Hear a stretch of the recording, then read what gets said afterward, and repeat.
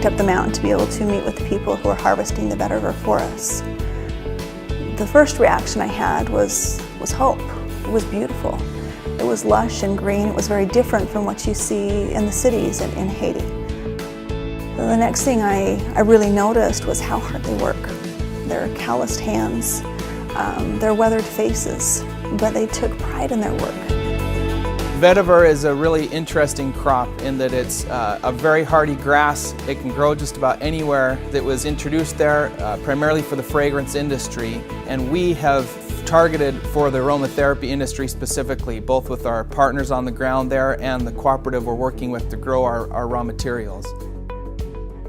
The manual labor required to harvest vetiver is quite incredible. It's much harder than what I ever imagined. And they do this day in and day out. Not only do they pull the vetiver plant out of the ground, but then they've got to take a stick and they've got to beat the dirt out of the root system so that all they have left is just that pure vetiver root.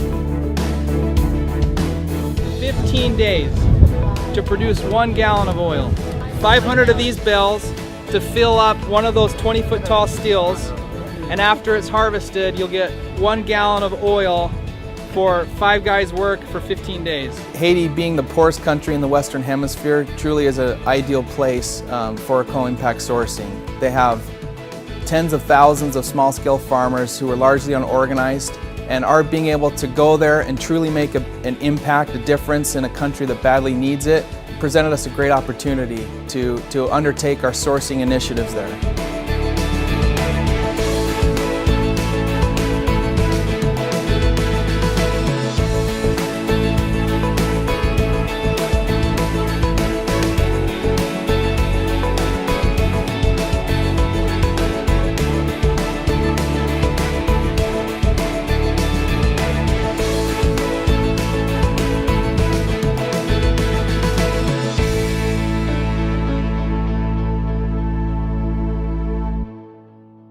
Planifier sous quantité vetiver qui pour et récolter. Pour comprendre, pour nous capables de quitter vetiver avec dans terre, pour une bonne planification, bonne gestion qui fait là-dedans, ni au point de vue champ, ni au point de vue en dans bureau qui va gérer. As we met with the cooperative and to be able to really understand some of the challenges and trials that they were dealing with. First of all is that the income that they were receiving was not sustainable. They would go out and harvest vetiver as they needed it, but it didn't sustain them throughout the year to be able to provide for their family, to provide the food that they needed, to be able to provide even the simplest of things like education. They couldn't afford to send their children to school because they didn't have that sustainable stream of income throughout the year.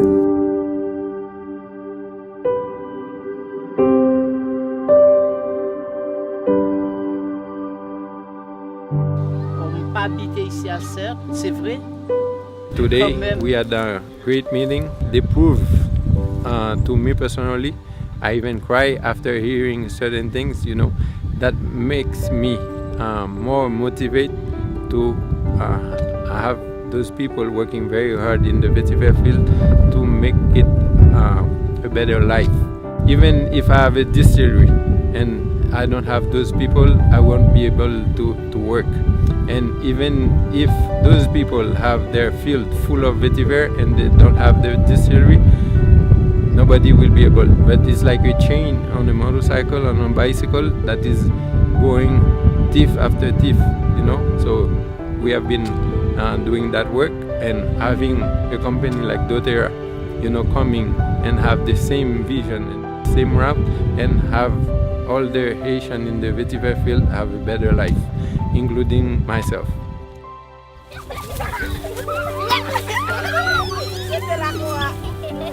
What touched me the most as we met with them is to discover that they had no access to clean water, that they were traveling for 3 hours every single day to be able to collect water that wasn't even drinkable.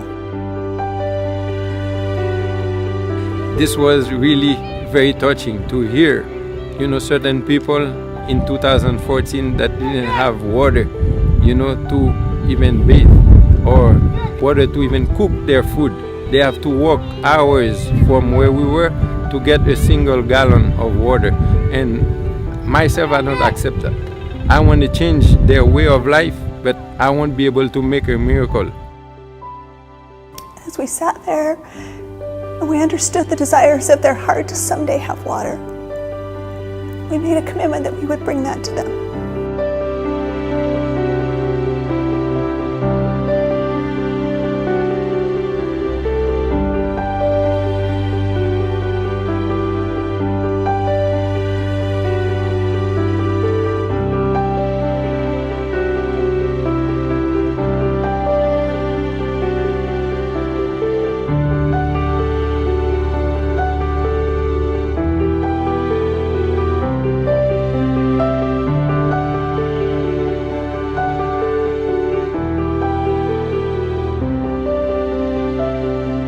We can make a difference. We can do that because that's what we stand for.